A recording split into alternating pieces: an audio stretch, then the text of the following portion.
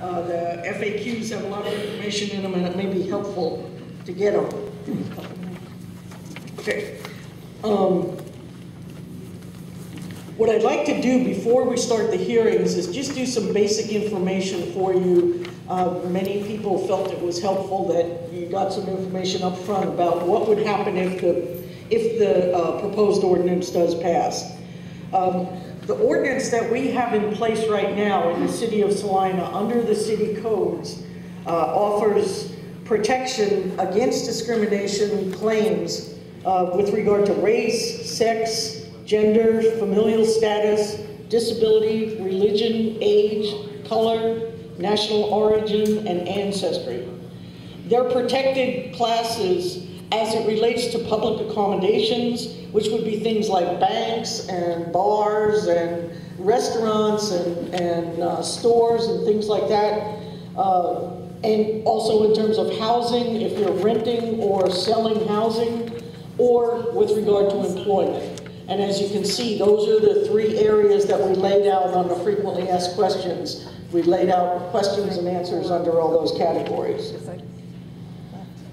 If this ordinance passes, it would also include sexual orientation and gender identity as a protected class. Just as the other protected classes right now don't receive any special rights, neither would the group that the gender identity and sexual orientation would neither receive special rights either.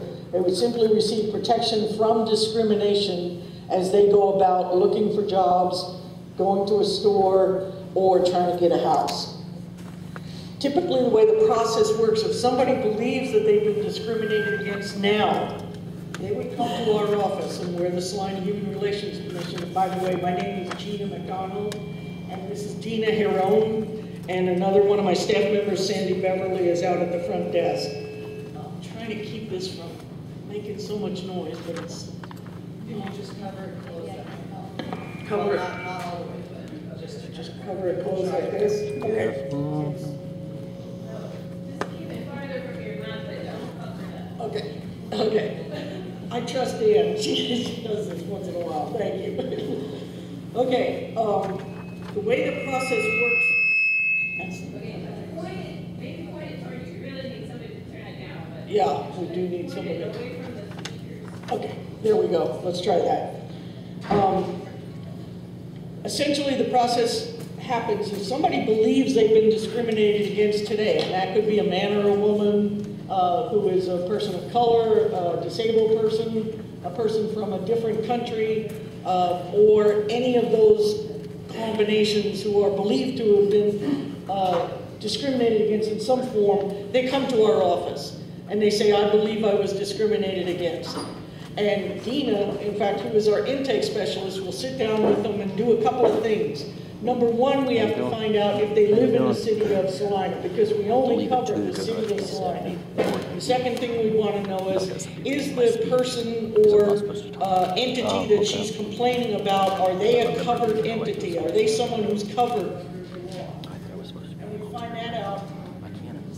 Yeah, could we turn it? This is great, thank you. This is much better. So we would find out if they're a covered entity. And who's a covered entity is in your FAQ. It's 4 or more employees. It's if you have housing, if you own 4 or more units of housing and you don't live in one of them. And for public accommodations, it's everybody, no matter how big or small your store is. You can't discriminate against somebody if they come in to purchase. So that would be the second thing, is do they live in Salina and are they a covered entity? Third thing we want to find out is the act illegal or is it discriminatory? We'd find that out by determining what it was that the one person said happened, what the complainant or the person who's complaining, what they say they think happened. We would gather all that information and then we would send it off to our investigator. Our investigator's job is to gather the facts. Okay? It's not to make judgment. We don't make any judgment on whether discrimination occurred or not. We simply gather the facts about the case. And facts have to be facts. It can't just be he said one thing and she said something else. It has to be based on factual information. We ask for witnesses from the respondent. We immediately call what we call the respondent, or the person who's being accused of the discrimination, and we ask them for their side of the story. Then we ask them if they have any witnesses that could testify to this. If they say, well, you know, he just wasn't the most qualified person for the job. We didn't not hire him because he's black. We just didn't hire him because he's not the most qualified. So we may ask for a copy of their policy, and do they have policies that say that they don't discriminate against people because of color? We ask for information, any kind of information that they can give us to give us their side of the story and to back it up with facts. We take all those facts and we put them in a file, and then we give them to a citizen mayoral appointed board that reads those facts, okay?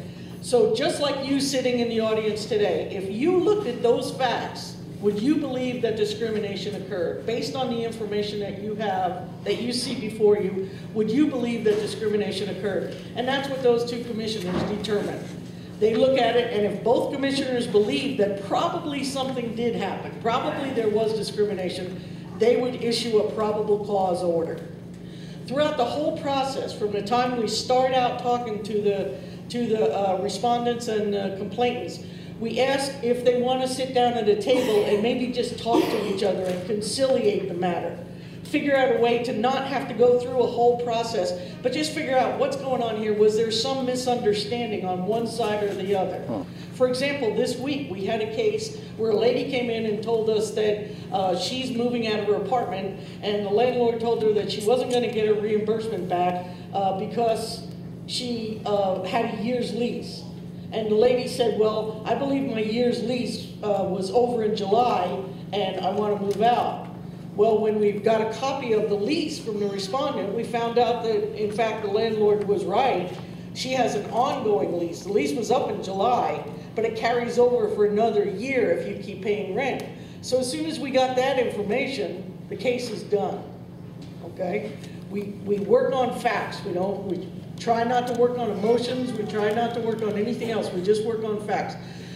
But anywhere along the way, if it looks like somebody just didn't understand, they really didn't mean to discriminate, they just didn't know that there was a law telling them that they couldn't do something. And the most continuous example that we hear about in that relates to housing. If you're a landlord and you have a no pets policy in your house, and somebody who's blind wants to rent an apartment, and in order for that person to be able to get around in the community, they need to use a support dog or a guide dog. They have the right to have a guide dog in their apartment, so long as that dog doesn't mess up the apartment, so long as it doesn't do anything to scare other people in the apartment complex, or goes all over the lawn in the apartment complex and nobody cleans it up. All of those kinds of things are required, but if they keep track of all those things, then a blind person is allowed to have a pet, even if there's nobody else in the apartment complex is allowed to have a pet. So we have many times where somebody will come to us with a complaint and say, I feel like I've been discriminated against because I can't get this apartment because they said I can't have a dog. Many times when we just sit down with the landlord and say, did you know that under the Americans with Disabilities Act, this person has the right to have an animal? And they say, oh gosh, no, I didn't know that. I just thought I could have no pets in my apartments. So many times the solution is that somebody didn't know, and now they know, and they're sorry for it, and so we move on. They offer the person the apartment, and everything works out. And that's called conciliation. About 60% of the cases that come to our office end in conciliation.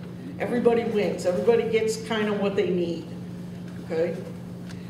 The same process would happen if this ordinance is passed. Now, you may say, what if you can't agree? What if you can't come to consensus and there is a probable cause determination? If there is a probable cause determination, then we give it to the city attorney, and the city attorney decides if he believes or she believes, whoever they are, has enough evidence to take it to court, they will take it to court. And it goes to municipal court. The municipal court judge has some rules within which she has to work to determine what kind of pain and suffering, or if it's somebody who does it, continues to discriminate, what sort of additional remedies there would be. Even up to the time, we had a case last year that was ready to go to court, and the date of the court hearing, the respondent came back to us and said, okay, I'm sorry, I don't want to go to court, I'm willing to conciliate. And he gave her the money that she deserved because she had to move out of his apartment complex, and then she had to move back in the complex. So he paid the difference for what she did with all that moving. So that can happen up to the day that the court hearing is ready to go. We try wherever we can to make that happen. So that's pretty much how the process works for hearing cases. Does anybody have any questions about that? I don't want to debate with you, but if you didn't understand anything I said.